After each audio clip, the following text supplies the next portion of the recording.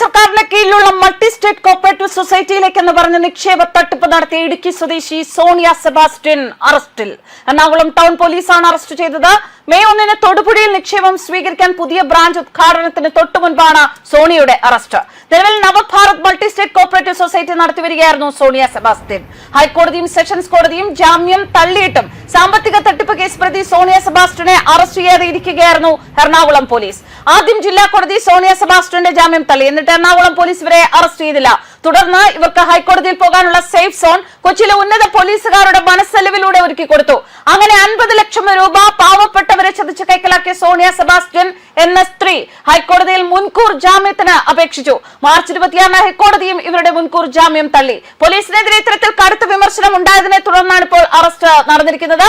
അതിനിടെ കേസ് നിലവിലിരിക്കെ മറ്റൊരു ബാങ്ക് തുറന്ന് നിക്ഷേപ സമാഹരണം നടത്തിക്കൊണ്ടിരിക്കുകയായിരുന്നു. ഇന്ന് തൊടുപുഴയിൽ പുതിയ ബ്രാഞ്ച് ഉദ്ഘാടനം ചെയ്യാനിരിക്കെയാണ് അറസ്റ്റ്. സോണിയ വേറെയും സാമ്പത്തിക തട്ടിപ്പ് പരാതികളിൽപ്പെട്ട ആളാണ്.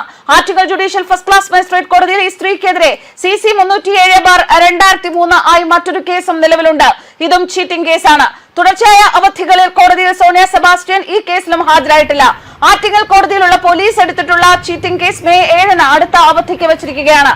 2023-ലെ കേസ് നിലനിൽക്കുമ്പോൾ തന്നെയാണ് സോണിയ സെബാസ്റ്റ്യൻ കൊച്ചിയിലെ ചാർട്ടേഡ് അക്കൗണ്ടന്റിനെ പറ്റിച്ച് 50 ലക്ഷം വാങ്ങിയത്. മൾട്ടി സ്റ്റേറ്റ് കോപ്പറേറ്റീവ് സൊസൈറ്റിയിലേക്ക് നിക്ഷേപം എന്ന് പറഞ്ഞ സോണിയ സെബാസ്റ്റ്യൻ കൊച്ചിയിലെ ഉമേഷ് കുമാർ എന്ന ചാർട്ടേഡ് അക്കൗണ്ടന്റിൽ നിന്നും അക്കൗണ്ട് വഴി 50 ലക്ഷം രൂപ വാങ്ങിക്കുകയായിരുന്നു.